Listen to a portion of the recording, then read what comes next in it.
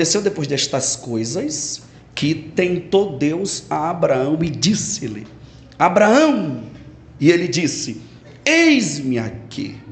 E disse: toma agora o teu filho, o teu único filho, Isaque, a quem amas, e vai-te à terra de Moriá, e oferece-o ali em holocausto sobre uma das montanhas que eu te direi. Então se levantou Abraão pela manhã de madrugada, e albardou seu jumento, e tomou consigo 2 de seus moços e Isaque seu filho, e fendeu lenha para o holocausto, e levantou-se e foi ao lugar que Deus lhe dissera. Ao terceiro dia, levantou Abraão os seus olhos e viu o lugar de longe, e disse a Abraão aos seus moços: ficai-vos aqui com o jumento, e eu e o moço iremos até ali, e havendo adorado, tornaremos a vós.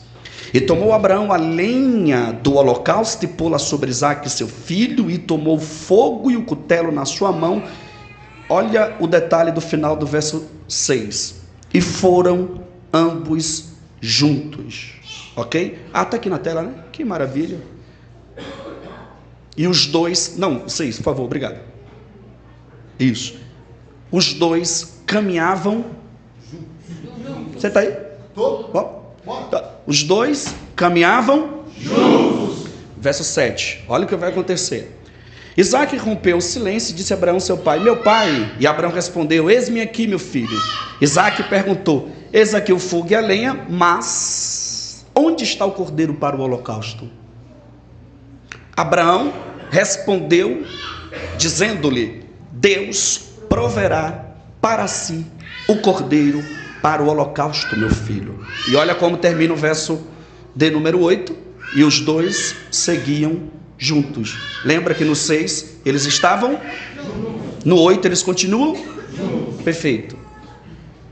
Chegaram ao lugar que Deus lhe dissera, ou que Deus lhe havia indicado, e ali Abraão edificou um altar, arrumou a lenha sobre ele, amarrou Isaque, seu filho, deitou no altar em cima da lenha. E estendeu a mão, pegou o cutelo, ou, na tradução mais atualizada, a faca, para sacrificar o seu filho.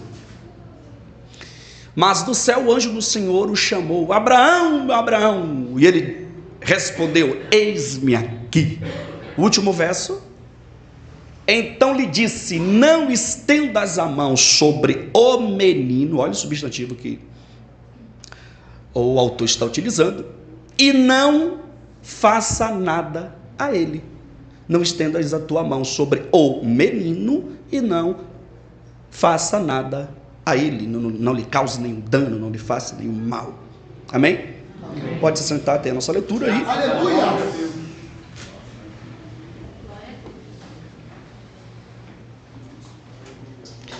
Queridos, esse texto que nós lemos, aleluia, é um texto que fala-nos de forma claramente a respeito da pluralidade da vontade de Deus.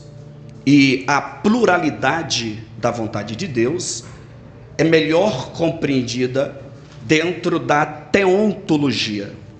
A teontologia pertence ao quarto dos 4 grupos que o Dr. Norman Geisler divide todo o campo teológico, no afã de sintetizar toda a gama de disciplinas teológicas. O Dr. Norman Geisler, ele divide em 4 grupos que ele os intitulam de grupos principais. O primeiro grupo ele chama de teologia dogmática.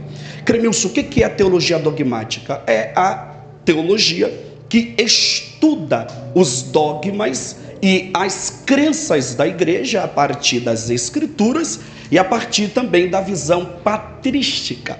Por exemplo, quando nós analisamos a história da igreja, você vai compreender que do 1º ao 5º século, a igreja fez aquilo que nós chamamos de estruturação da ortodoxia, da doutrina correta. Então, os dogmas da igreja foram estabelecidos do 1º até o 5º século. O segundo grupo ele chama de teologia histórica, e dentro do bojo da teologia histórica nós temos, por exemplo, a história do Antigo Testamento, a história do Novo Testamento, a história patrística, a história dos concílios e, dependendo da instituição teológica, até a história das Assembleias de Deus também se encontra dentro deste bojo. Terceiro grupo, ele chama de teologia exegética. Dentro da teologia exegética, nós temos a própria exegese, nós temos a hermenêutica, nós temos a crítica textual, nós temos a manuscritologia, nós temos o grego, o hebraico e, no nosso caso, também o português faz parte da teologia exegética. Quarto e último grupo, ele chama de teologia sistemática. E dentro da teologia sistemática nós encontramos os principais assuntos das Escrituras Sagradas. Cremilson, o que é a teologia sistemática? De maneira muito simplificada para que os irmãos compreendam.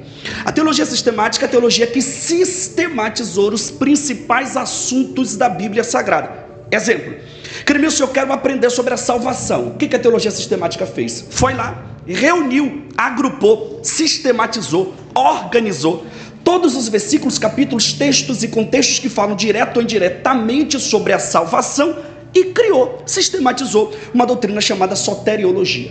Cremilson, eu quero estudar sobre o pecado. De igual forma, a teologia sistemática foi lá, reuniu todos os versículos, capítulos, textos e contextos que falam direto ou indiretamente sobre o pecado e criou uma disciplina chamada martiologia. Cremilson, eu quero estudar sobre o Espírito Santo, a mesma coisa. A teologia sistemática foi lá, reuniu todos os versículos, capítulos, textos e contextos que falam de forma direta ou indiretamente sobre o Espírito Santo e criou uma disciplina chamada paracletologia, dependendo da instituição teológica, pneumatologia. Quero estudar sobre Cristo, a mesma forma. A teologia sistemática foi lá, reuniu todos os versículos, capítulos, textos e contextos que falam direto ou indiretamente sobre Cristo e criou uma disciplina chamada cristologia. Cremilson, e para estudar sobre Deus? Agora veja, para estudar sobre Deus nós temos de maneira mais ampla a teologia, e para estudar Deus de forma mais específica aí nós temos a teontologia. Para que vocês não confundam, teologia, a respeito da expressão teologia, por exemplo, nós temos a junção de duas palavras. Nós temos o prefixo teo, vocês sabem de qual, vosso pastor teólogo, que é Deus, o sufixo logia, que é estudo. Então, teologia é estudo sobre Deus. Já a respeito da expressão teontologia, essa expressão é um neologismo composto por três palavras. Nós temos, por exemplo, também a presença do prefixo te, que é de teo, que significa Deus. Nós temos o interfixo onto, que significa ser ou essência, e o sufixo logia significa estudo. Então, o que é a teontologia? É o estudo sobre a essência, sobre a natureza de Deus. Então, de maneira bem simplificada, já vista que tanto a teologia, tanto quanto a teontologia é muito mais além, só para simplificar. A teologia, por exemplo, foca nas obras de Deus. A teontologia foca na essência de Deus. Suponhamos que aqui na igreja nós temos um irmão Zé. O irmão Zé ele é construtor, construiu um prédio. O que a teologia faz? A teologia olha para o irmão Zé e vai estudar o prédio que ele construiu. Quantos andares, quantos colaboradores, a marca da tinta, a cor que ele pintou, o cimento que foi utilizado. A teontologia trabalha de maneira antagônica. A teontologia olha para o prédio e vai estudar o irmão Zé que construiu aquele prédio. Então a teologia, de maneira bem simplificada, estuda aquilo que Deus faz. A teontologia estuda aquilo que Deus é. A teontologia estuda Deus a partir de três perspectivas. Quantas? Três. Primeira, sua existência. Segundo, seus atributos. E aqui encontra-se os atributos comunicáveis e os atributos incomunicáveis. Terceiro, a teontologia estuda Deus a partir das suas vontades. Repito, a teontologia estuda Deus a partir das, plural, suas vontades. E aqui tem um grande paradoxo, pastor. Por quê? Porque a vontade de Deus, dentro da teontologia, se manifesta pelo menos de duas formas. Quantas formas? Duas. Pelo menos duas formas. De forma decretiva e de forma dialógica. Vou explicar para os irmãos. O que é a vontade dialógica de Deus, Cremilson? A vontade dialógica, essa expressão vem de diálogo, comunicação. A vontade dialógica, veja, a vontade dialógica, ela é soberana, ela é divina, ela é espiritual, mas essa vontade, para ser realizada, ela comunica-se, dialoga, conversa com a ação do homem. Então ela é soberana, ela é divina, mas para ela ser realizada, ela comunica-se com a ação do homem, com o livre-arbítrio do homem.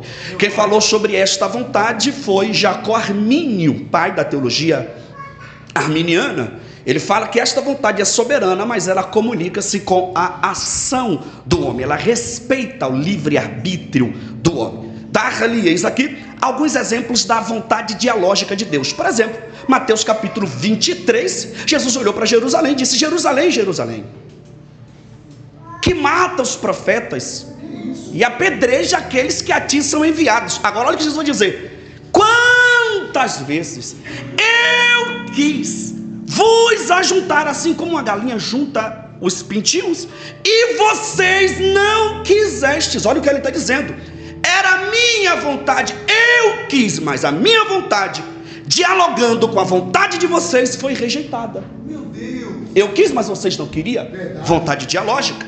Nós temos ainda, por exemplo, Mateus capítulo 7, Jesus dando um conselho. Ele diz: entrai pela porta estreita. Ele está expressando a sua vontade, vontade dialógica, mas ele diz: muitos rejeitarão essa vontade. Verdade. E entrará pela porta espaçosa, pelo caminho largo. Paulo, escrevendo a Timóteo, disse que é vontade de Deus que todos cheguem ao conhecimento da verdade para a salvação. Vontade dialógica, mas essa vontade respeita a ação do ser humano. Além da vontade dialógica, nós temos a vontade decretiva. E veja, a vontade decretiva, ela é totalmente antagônica. Nós temos, por exemplo, Agostinho de Hipona, em seu livro chamado Confissões, falando sobre a vontade dialógica, a vontade decretiva de Deus. Agostinho de Hipona diz que esta vontade é uma vontade que não comunica-se com a ação do ser humano. Ela é decretiva, Deus decretou, e independente do que o ser humano faça, essa vontade vai acontecer, porque ela é decretiva. Deus decretou e ponto final. Dar-lhe-eis aqui alguns exemplos da vontade decretiva de Deus. Deus decretou em sua vontade, conforme Apocalipse capítulo 22, que o diabo será destruído eternamente, para sempre. A derrota do diabo está decretada, de natureza que não tem nada que ele faça que mude, porque Deus decretou. Deus decretou em sua vontade, conforme Atos capítulo 1, que Jesus Cristo há de vir buscar a sua igreja. É vontade decretiva, de natureza que não tem nada que o homem faça que mude isso. Se você crê, Jesus vai voltar. Se você não crê, ele vai voltar do mesmo jeito, porque é vontade decretiva. Deus decretou em sua vontade que as portas do inferno não prevalecerão contra a sua igreja. Glória. É vontade decretiva. Eu creio. De natureza que não tem partidarismo, não tem ideologias, não tem homem, não tem demônio, não tem esquerda, não tem centrão, não tem direita, nada. E ninguém vai impedir o ímpeto da igreja, porque ele decretou que as portas do inferno não prevalecerão contra a sua igreja. Os irmãos estão percebendo que Deus não tem apenas uma vontade, Deus tem as suas vontades. Lembra que eu comecei o texto dizendo que esse texto é o texto que revela a pluralidade da vontade de Deus, lembra? Então eu estou dizendo para os irmãos que Deus teologicamente, por isso que eu estou fazendo essa introdução de forma um pouco mais técnica, para provar aos irmãos que não é fonte da minha imaginação. Eu estou falando, eu estou subsidiando teologicamente que Deus não tem apenas uma vontade. Deus, ele tem as suas vontades. Então redobre a atenção aqui. Engana-se quem pensa que Deus tem apenas uma vontade, que Deus trabalha apenas de uma forma. Deus, ele é multiforme no seu trabalhar. Então Deus tem as suas, diga no plural, diga as suas vontades. Amém? Esse texto de Gênesis capítulo 22 é um texto que deixa isso muito claro, pois em Gênesis 22 Abraão vai conhecer uma outra vontade de Deus diferente das que ele já tinha visto. Repito, Gênesis capítulo 22 é o capítulo em que Abraão vai encontrar, conhecer uma outra vontade, uma vontade diferente. Abraão vai conhecer o outro lado da moeda, a outra face da vontade de Deus, pois desde o seu chamado no capítulo 12, guarde isso, até o capítulo 21, Abraão só conhecia uma vontade de Deus. Repito, desde o capítulo 12 até o capítulo 21, Abraão só conhecia uma vontade de Deus. No capítulo 22, ele vai conhecer uma nova vontade, vai aprender que Deus não tem apenas uma vontade, Deus tem as suas vontades. Cremilson, qual foi a vontade que Abraão conheceu do 12 ao 21? Que vontade foi essa? Do capítulo 12 até o 21, todas as vezes, repito, todas as vezes, eu não falei algumas vezes, eu estou lhe dizendo que todas as vezes em que Deus apareceu para Abraão, do 12 até o 21, em todas estas vezes que Deus apareceu para Abraão, Deus apareceu sempre para lhe dar alguma coisa, para lhe entregar alguma coisa, para lhe fazer alguma coisa. Repito, todas as vezes, em todos os capítulos de Gênesis 12 até Gênesis 21, nós vamos encontrar Abraão recebendo alguma coisa, ganhando alguma coisa.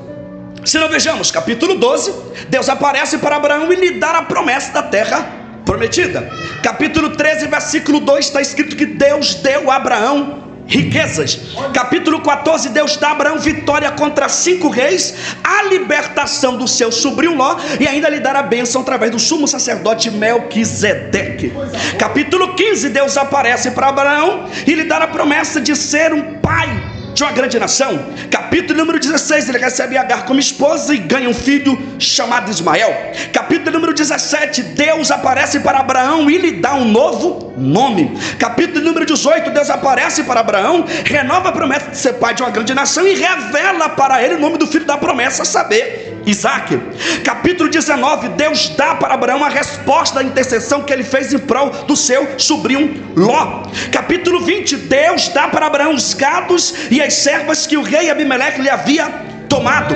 Capítulo de número 21, Deus dá a Abraão a realização da promessa. Isaac nasceu e Deus cumpriu aquilo que prometeu. Estão percebendo? Em todos os capítulos Abraão está ganhando alguma coisa, recebendo alguma coisa. Quando chega no capítulo número 22, que é o nosso texto em análise, Deus aparece para Abraão de novo e Deus diz: Abraão, Abraão. E ele diz: eis-me aqui. Só que esse eis-me aqui é como quem diz: e aí, Senhor, o que o Senhor preparou para mim desta vez? O que o Senhor veio me entregar desta vez? O que o Senhor veio fazer? O que o Senhor veio trazer? Aí Deus olhou para Abraão e disse: Abraão, Abraão, hoje o culto vai ser diferente. Hoje eu vou te revelar uma outra vontade. Hoje eu vou te revelar uma outra forma de trabalhar e agir. Abraão, hoje eu não vim fazer. Abraão, hoje eu não vim entregar. Hoje eu vim te pedir. Sobe o monte e entrega para mim teu filho, teu único filho Isaque, a quem tu amas. Escute, Abraão vai aprender em Gênesis 22 que o mesmo Deus que dá é o mesmo Deus que toma. Abraão vai descobrir em Gênesis capítulo 22 que o mesmo Deus que faz é o Deus também que desfaz. Abraão vai descobrir em Gênesis 22 que o mesmo Deus que abre é o Deus que, quando vem a necessidade, ele também fecha. Abraão vai descobrir que o mesmo Deus que entrega é o Deus que pede, que recolhe. recolhe. E sabe o que é interessante? É que lá na frente Abraão olhou para os servos e disse assim: fique aqui com o jumento, porque eu e o moço subiremos e adoraremos. Isso aqui é muito lindo, sabe por quê? Porque o mesmo Abraão que sempre adorou quando Deus entregou, é o mesmo Abraão com o coração disposto a adorar no dia que Deus tomou. Vou repetir: o mesmo Abraão que sempre adorou quando Deus fez, quando Deus abriu, é o mesmo Abraão com o coração disposto a adorar no dia que Deus fechou e no dia que Deus tomou. Por que, Cremilson? Porque a nossa adoração não pode estar condicionada com as coisas que Deus faz. A nossa adoração não pode estar condicionada com a porta que Ele abre. A nossa adoração não pode estar condicionada com aquilo que Ele pode fazer. Abraão está nos ensinando. Ele entregando, eu adoro. Ele tomando, eu adoro. Ele fazendo, eu adoro. Ele desfazendo, eu adoro. Ele abrindo, eu adoro. Ele fechado, eu adoro. Eu não acredito que você não vai adorar a Deus porque a porta se fechou. Vai deixar de adorar porque as coisas não estão da forma que você queria que estivesse. Os céus me trouxe aqui para lhe dizer: e aí? Vai adorar ou vai deixar a porta fechada te calar? Vai adorar ou vai deixar a porta fechada te silenciar? Mas eu estou pregando para um povo que entende que com porta aberta ou com porta fechada a gente adora.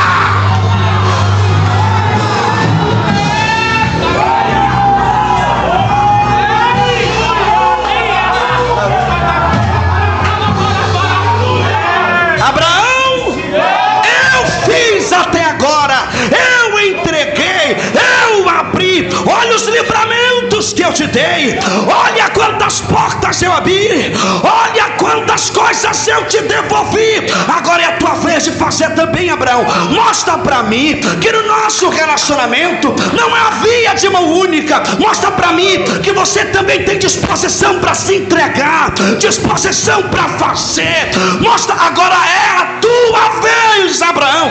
Eu já abri, eu já restituí, eu já te dei livramento, ouvi as tuas intercessões. E agora que a porta fechou, você vai desviar. E agora que a porta fechou, você vai sair da igreja. Deus lhe trouxe aqui para lhe dizer: não deixa a porta te se... Ele pode fechar, mas a gente adora. Abraão, sobe o monte. Aí, veja, aí o texto diz, verso 1: e aconteceu, depois destas coisas, olha para mim, que tentou Deus a Abraão. Olhe para mim, porque eu preciso explicar isso aqui para os irmãos.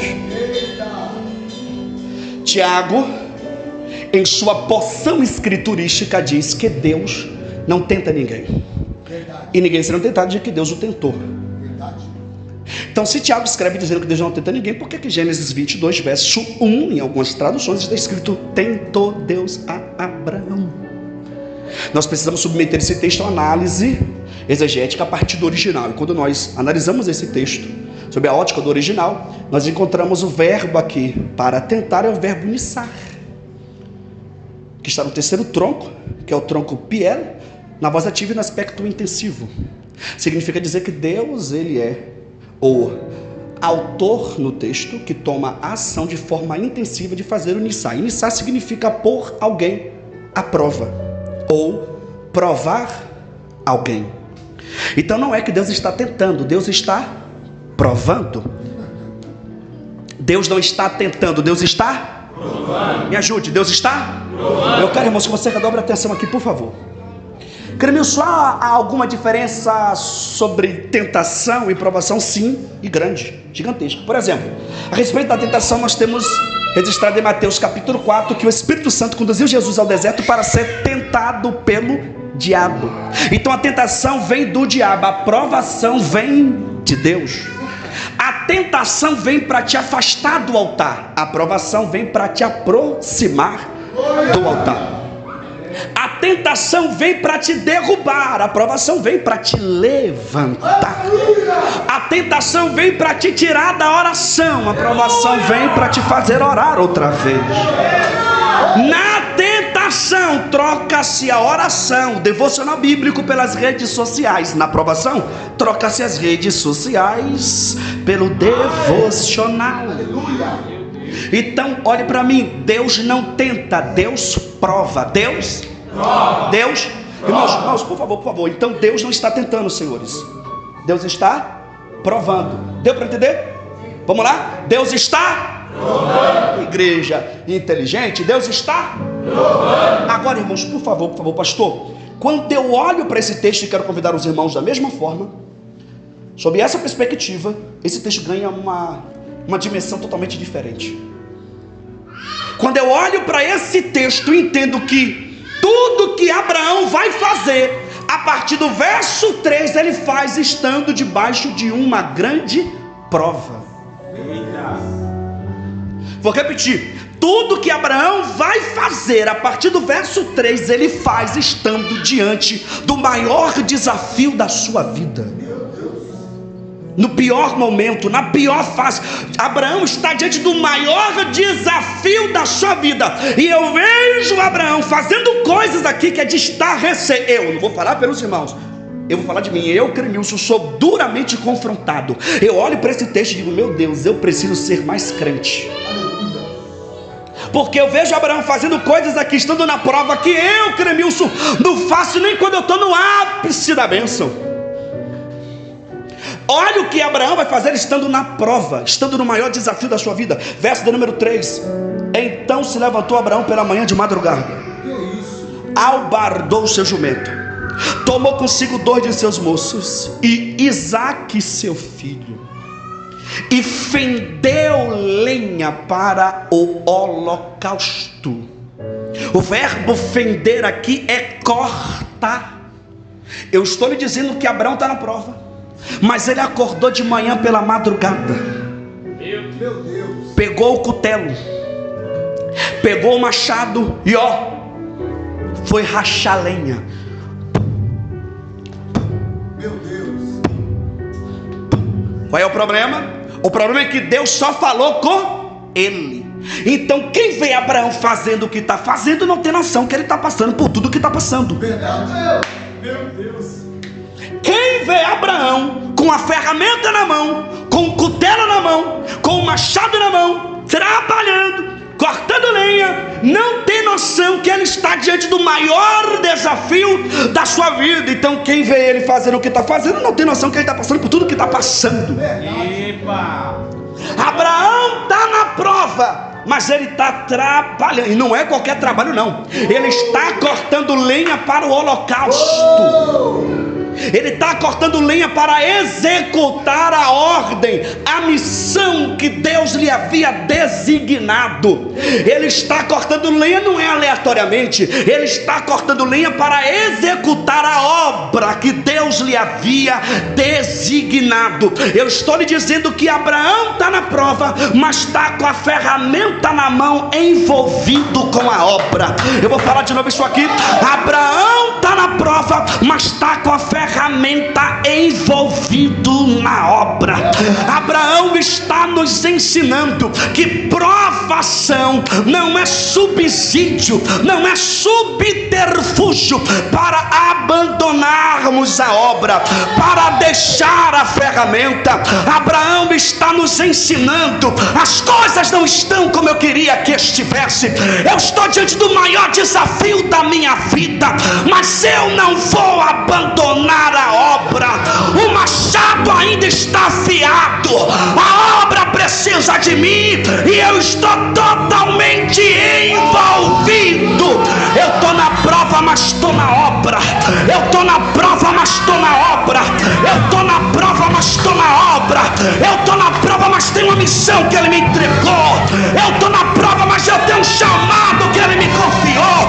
Eu estou na prova, mas há algo que Ele confiou a mim e eu não vou entregar, e eu não acredito acredito que você vai deixar a ferramenta porque uma prova sobreveio, vai abandonar o ministério que Deus te entregou por causa de algum desafio que se apresentou para você, vai abandonar o ministério que Deus te confiou por causa das provas da vida.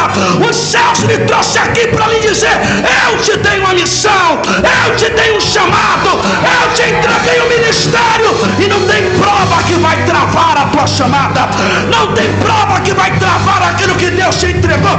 O diabo mexeu com a igreja errada, porque a Assembleia de Deus Fidelidade entendeu. Agarre na mão desse crente que está do seu lado, agarre na mão dele com muito respeito, com muito carinho, e diga para ele: não deixe a ferramenta. Diga: não deixe a ferramenta, não deixe a ferramenta, não deixe a ferramenta, não deixe a ferramenta, não deixe a ferramenta, não deixe a ferramenta, não deixe a ferramenta. Se o diabo pensou que você ia parar, se o diabo pensou que você ia desistir, eu tenho uma notícia para te dar: quem é de cantar vai cantar, quem é de pregar vai pregar, quem é de orar vai orar, quem é de liderar vai liderar. Você não vai deixar o louvor, você não vai abandonar a pregação, você não vai deixar a liderança. Os céus te trouxe aqui para te dizer: eu estou grudando a ferramenta na tua mão, eu estou catalama súria, uribi reva catalama. Abre a boca por um minuto, por um minuto, por um minuto.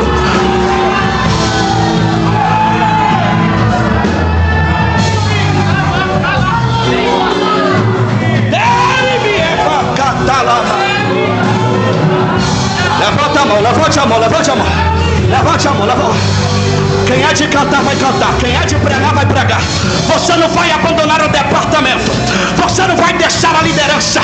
As portas da congregação não se fechará, as portas do ministério não se fechará. Ei, profeta, levante a cabeça.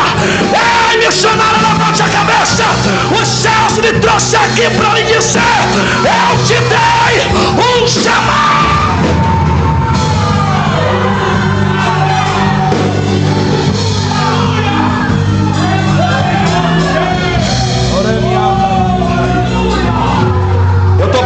Para a gente aqui nessa noite que está enfrentando grandes desafios.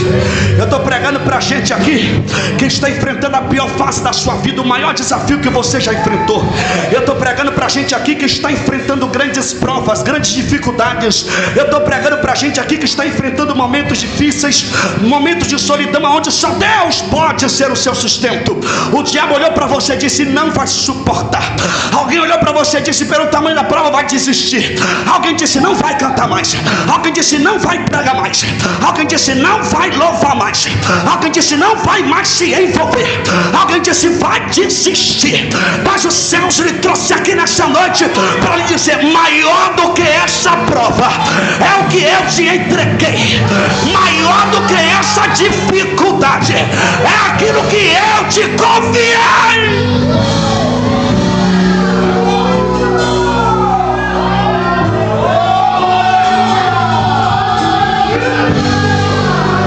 Eu vou lhe dar uma razão para você continuar diante do desafio. Eu vou te dar uma razão. Lembra quando Abraão subiu o monte e na hora de matar o filho, o anjo olhou para ele e disse: não mates.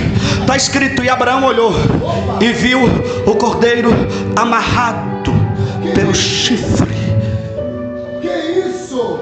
Eu estou lhe dizendo que enquanto você decide cortar lenha cá embaixo, aleluia, lá em cima a provisão já está sendo providência. Eu vou repetir isso aqui: enquanto você decide cortar lenha na fase mais difícil da sua vida, enquanto você decide continuar fazendo a obra com a ferramenta na mão, pode ficar tranquila, pode ficar tranquilo. Diz o Senhor e não eu, diz o Senhor: enquanto você faz aqui, eu já estou amarrando o cordeiro.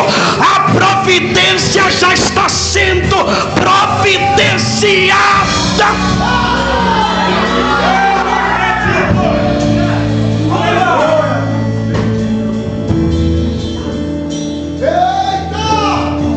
Verso 3: levantou-se Abraão e foi ao lugar que Deus lhe dissera.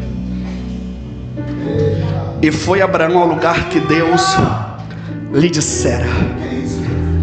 Abraão está na prova, mas ele está na rota que Deus lhe diz. Abraão está na prova, mas ele está no caminho. Ele está no endereço de Deus. Ele está na rota que Deus lhe havia designado.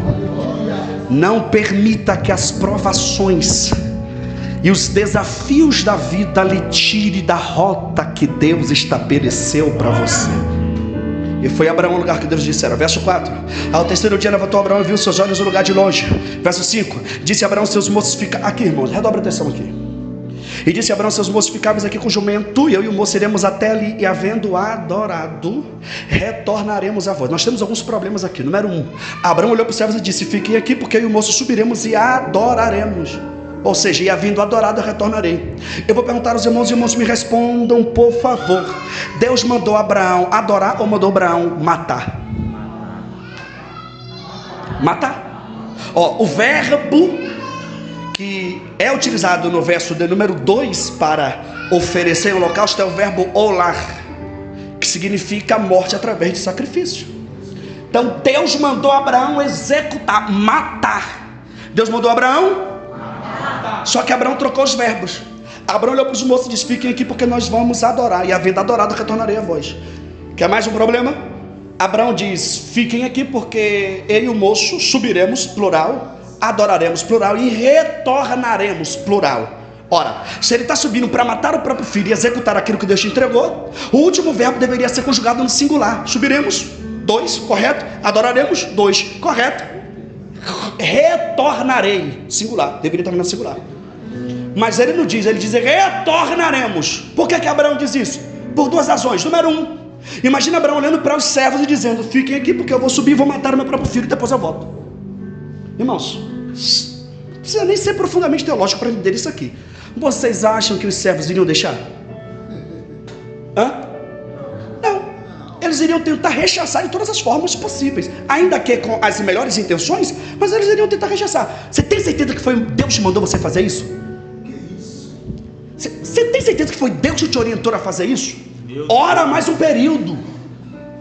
Se fosse lá na Bahia, diz assim, a mãe desse menino, está sabendo disso? A mãe permitiu isso. Então os servos iriam de todas as formas tentar rechaçar essa ideia. Se eles tentassem, ainda que com as melhores intenções, influenciasse Abraão a não fazer aquilo que Deus mandou, ainda que com as melhores intenções, mas eles iriam atrapalhar duas coisas. Número 1, ia atrapalhar a subida de Abraão, ia atrapalhar a execução da obra que Deus entregou. Então o que Abraão faz? Olha para os servos e diz, fiquem aqui. Abraão está colocando limite em pessoas que poderiam atrapalhar a sua subida. E nós precisamos aprender a pôr limites em coisas e em pessoas que podem atrapalhar, que podem comprometer a nossa subida. Aprenda a pôr limites. Então aproveita quando o culto terminar, vai nesse WhatsApp, entra nesse Instagram e faz uma limpa. Bloqueia se preciso for, exclua se preciso for, mas não permita que ninguém atrapalhe a sua subida.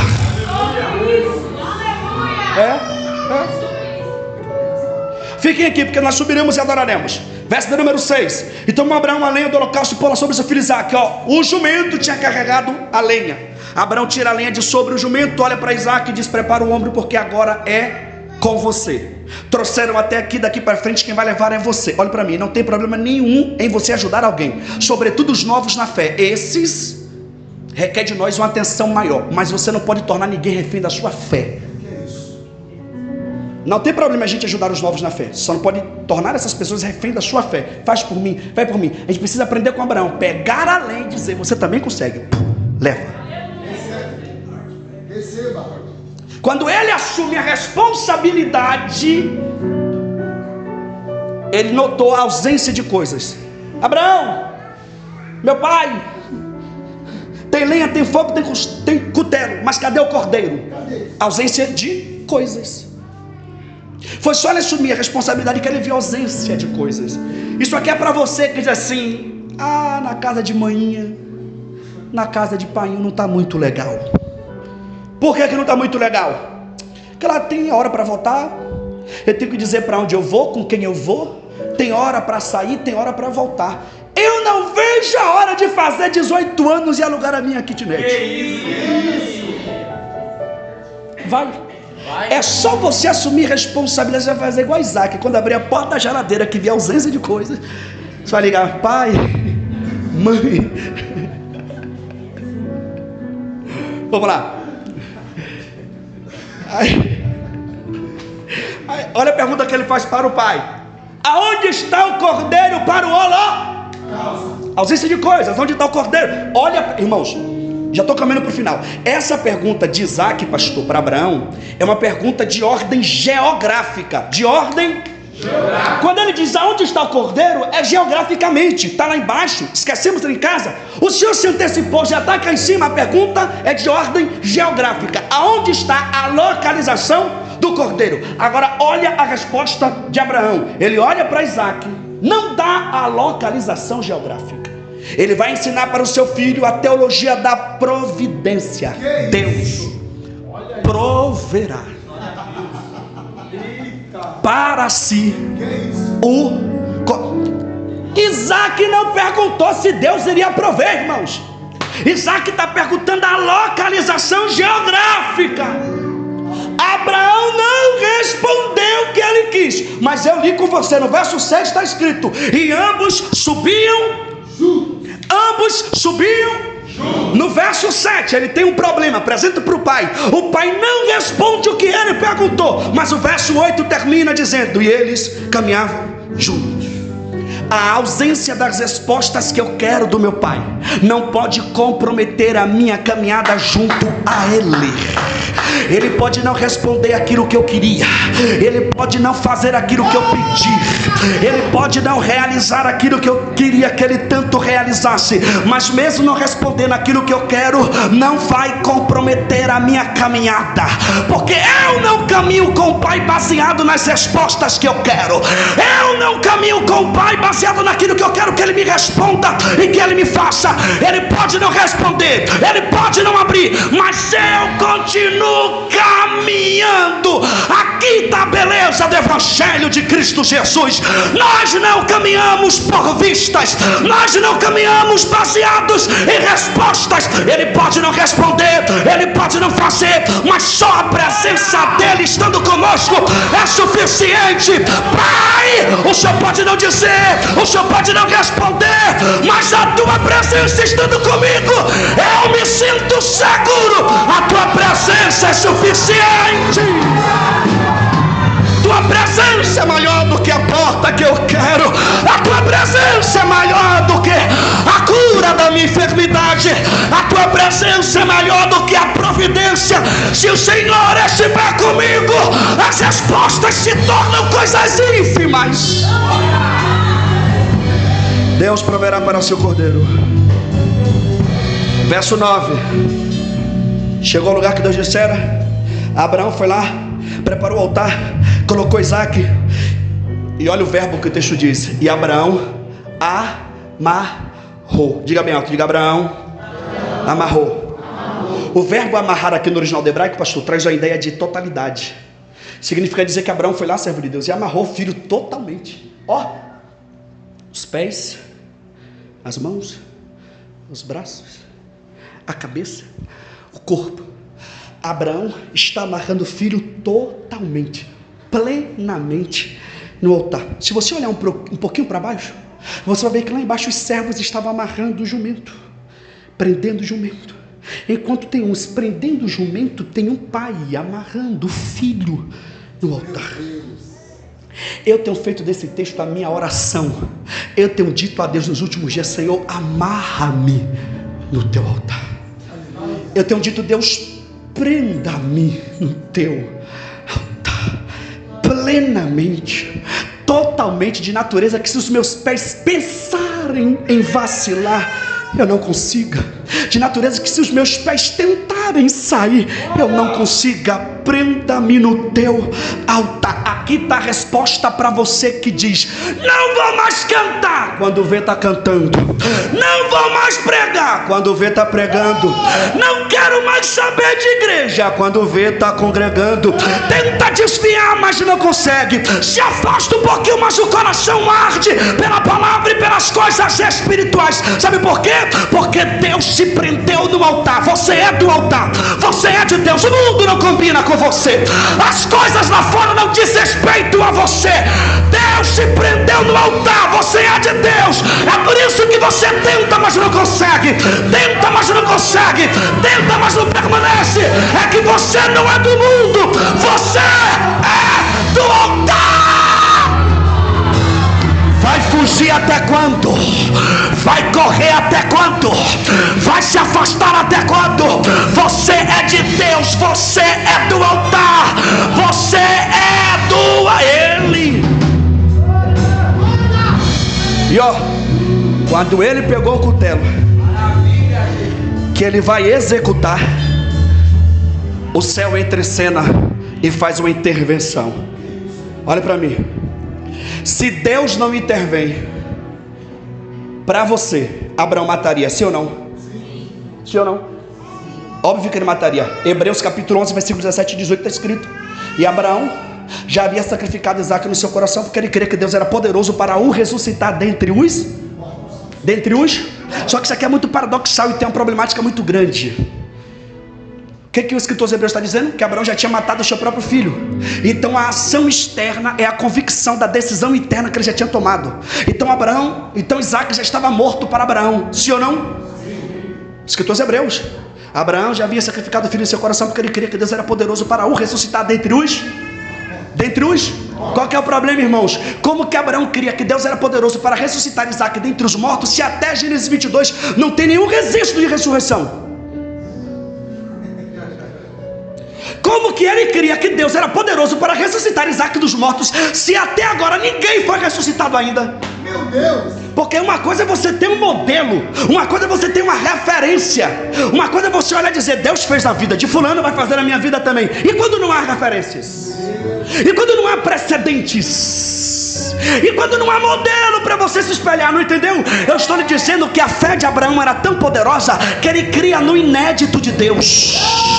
Eu estou lhe dizendo que a fé de Abraão era tão poderosa que ele cria que Deus era poderoso para fazer coisas novas. Eu estou lhe dizendo que se você crê, tem novidade de Deus. Vou falar de novo: se você crê, tem novidade de Deus. E para a gente encerrar e eu orar por você, ó, Abraão foi lá, pegou o cutelo, quando ele vai matar, o anjo entra em cena e diz: Abraão, não estendas a tua mão sobre o menino e não lhe faças exatamente nada. Irmãos, respondam-me por favor: quem mandou Abraão matar o próprio filho? Deus. Quem? Deus. Agora eu pergunto para vocês: que Deus é esse que me dá uma ordem e quando eu vou executar, ele olha para mim e diz: não executa? Ué, que Deus é esse que me manda fazer uma coisa e quando eu vou fazer, ele olha para mim e diz: para e não faça? Será que Deus estava com tempo e quis brincar com as emoções de Abraão? Não tenho nada para fazer, eu vou brincar com Abraão? Não. Deus é específico no que ele diz: não faças nada no menino. Que isso? É nele. Faça nada.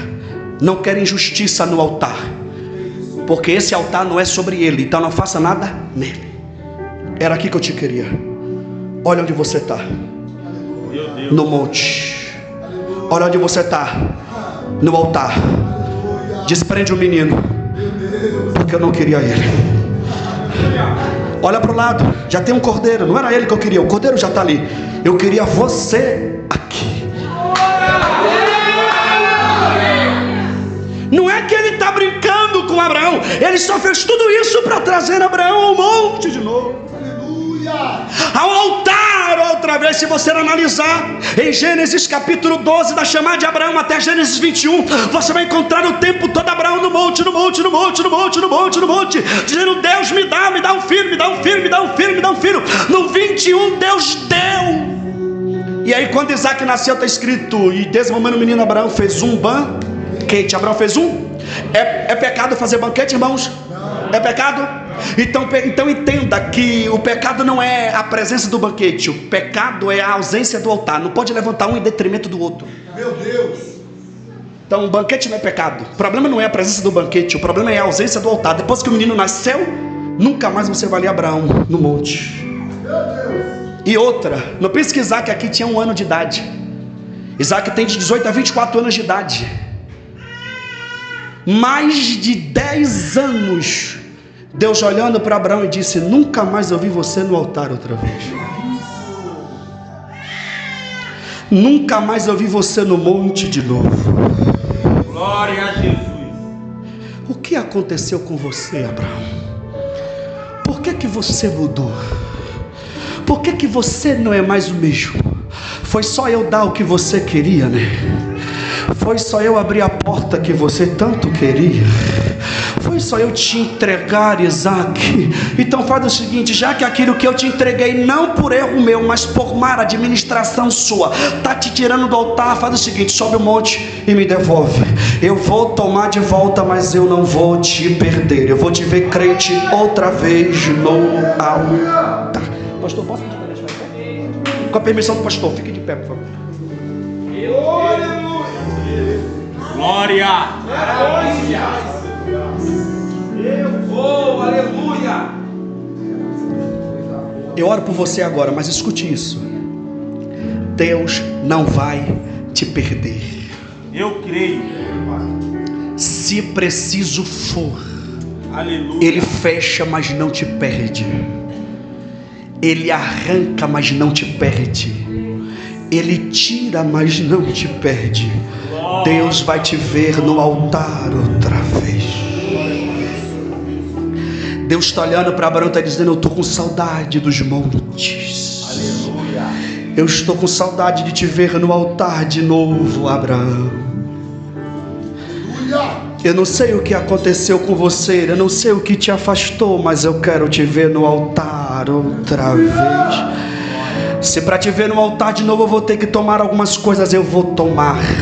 Se para te ver no altar outra vez eu vou ter que fechar algumas coisas, eu vou fechar, mas eu não vou te perder. Eu vou te ver no altar outra vez. Foi só Deus abrir a porta, né? Foi só Deus te dar uma estabilidade financeira. Foi só Deus abrir a porta da universidade. Antes da universidade, a tua fé, ela é uma verdade absoluta. As escrituras eram uma verdade absoluta. Agora tudo é relativo. Fé é relativa, verdade é relativa. Você acha que Deus vai te perder para uma filosofia marxista? Você acha que Deus vai te perder para uma faculdade, para uma universidade? Você acha que Deus vai te perder para um relacionamento?